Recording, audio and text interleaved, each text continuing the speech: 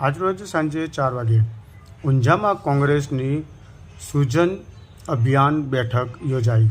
તાલુકા શહેર કોંગ્રેસ સમિતિની કારોબારી બેઠકમાં સંગઠન મજબૂતીકરણનું આહવાન કરવામાં આવ્યું। ઊંઝા ખાતે ખાનગી હોટલમાં તાલુકા અને શહેર કોંગ્રેસ સમિતિની સૂજન અભિયાન અંતર્ગત કારોબારી બેઠક યોજાઈ હતી। આ બેઠક મહેસાણા જિલ્લા કોંગ્રેસ અધ્યક્ષ બળદેવજી ઠાકોરના અધ્યક્ષસ્થાને અને જિલ્લા નિરીક્ષક દિનેશભાઈ ગઢવીની ઉપસ્થિતિમાં સંપન્ન થઈ હતી। આ બેઠકમાં ગુજરાત પ્રદેશ કોંગ્રેસ સમિતિ પ્રમુખ અમિતભાઈ ચાવડાની સૂચના અનુસાર સંગઠન સૂજન અભિયાન અંતર્ગત કોંગ્રેસ સંગઠનને મજબૂત બનાવવા કાર્યકરો અને આગેવાનો આહવાન કરવામાં આવ્યું હતું કે દિનેશભાઈ ગઢવી અને બળદેવજી ઠાકોર સંગઠન સૂજન અભિયાન વિશે વિસ્તૃત માહિતી આપી હતી।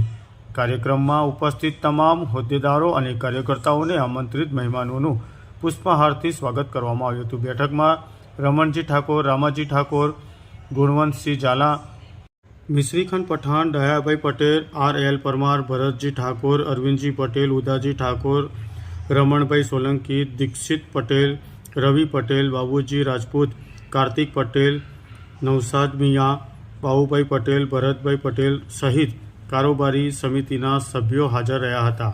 આમંત્રિત મહેમાનોમાં પૂર્વ ધારાસભ્ય ભરતજી ઠાકોર, બેચરાજી, LD ઠાકોર, રામજી ઠાકોર, મુકેશભાઈ પટેલ મામા, ભરતભાઈ ચૌધરી, જીતુભાઈ ચૌધરી, મહેશભાઈ ચૌધરી, પ્રતાપગઢ, ઘનશ્યામભાઈ સોલંકી અને અમરસિંહ ઠાકોર સહિતના નેતાઓ ઉપસ્થિત રહ્યા હતા।